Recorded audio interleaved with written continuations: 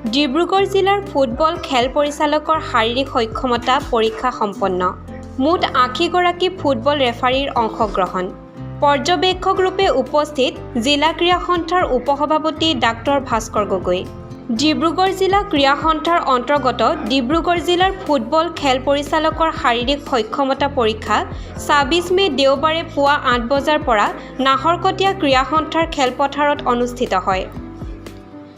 ডিব্ৰুগড় জিলা ক্ৰীড়া সন্থাৰ তত্বাৱধানত আৰু নাহৰকটীয়া ক্ৰীড়া সন্থাৰ সহযোগত অনুষ্ঠিত এই পৰীক্ষাত জিলাখনৰ বিভিন্ন প্ৰান্তৰ প্ৰায় ৮০ গৰাকী পুৰুষ আৰু মহিলা ফুটবল খেল পৰিচালকে অংশগ্ৰহণ কৰে।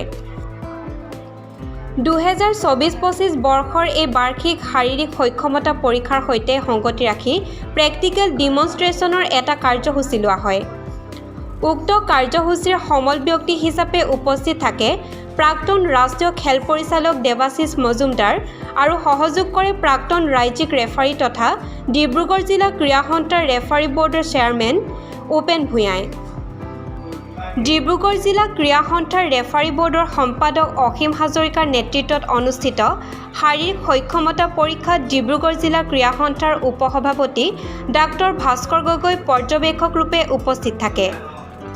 লগতে ডিব্ৰুগড় জিলা ক্ৰীড়া সন্থাৰ সহকাৰী সম্পাদক তথা নাহৰকটীয়া ক্ৰীড়া সন্থাৰ সম্পাদক পলাশ কোঁৱৰ, ফুটবল বিভাগৰ চেয়াৰমেন শংকৰ দাস, নাহৰকটীয়া ক্ৰীড়া সন্থাৰ ভলীবল সম্পাদক ভাস্কৰ গগৈ, সাংবাদিক ৰফিক উদ্দিন আহমেদ উপস্থিত থাকে।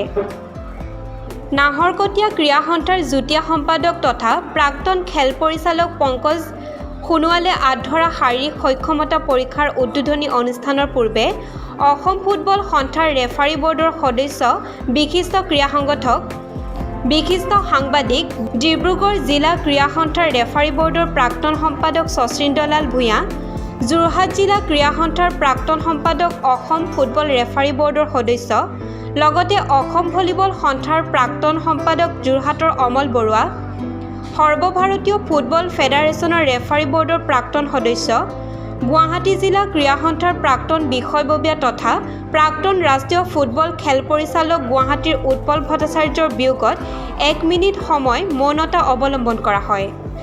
উক্ত শাৰীৰিক সক্ষমতা পৰীক্ষাৰ উদ্বোধনী তথা ফ্লেগ অফ কৰে ডিব্ৰুগড় জিলা ক্ৰীড়া সন্থাৰ ফুটবল বিভাগৰ চেয়াৰমেন শংকৰ দাস আৰু ডিব্ৰুগড় জিলা ক্ৰীড়া সন্থাৰ ৰেফাৰী বিভাগৰ চেয়াৰমেন উপেন ভূঞাই। লগতে টেকনিকেল হেড নিৰুদ ফুকনৰ সৈতে অফিচিয়েল হিচাপে সহযোগ কৰে প্ৰাক্তন তথা জ্যেষ্ঠ ৰাজ্যিক খেল পৰিচালক প্ৰশান্ত বৰুৱা, জিতু বৰ সোণোৱাল, মৃদুল শইকীয়া, ইন্দ্ৰজিৎ চেতিয়া, ৰাজীৱ শইকীয়া, প্ৰবোধ গগৈ, পংকজ সোণোৱাল আৰু জিতেন দত্তই।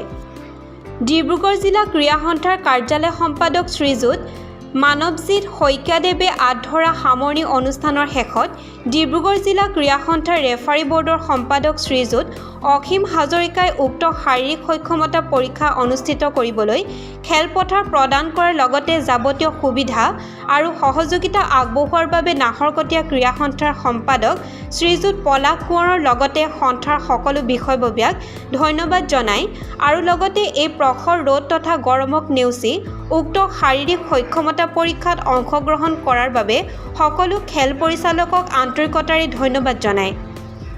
নামৰূপৰ পৰা অসীম হাজৰিকাৰ সহযোগত news desk report, Olympia sports.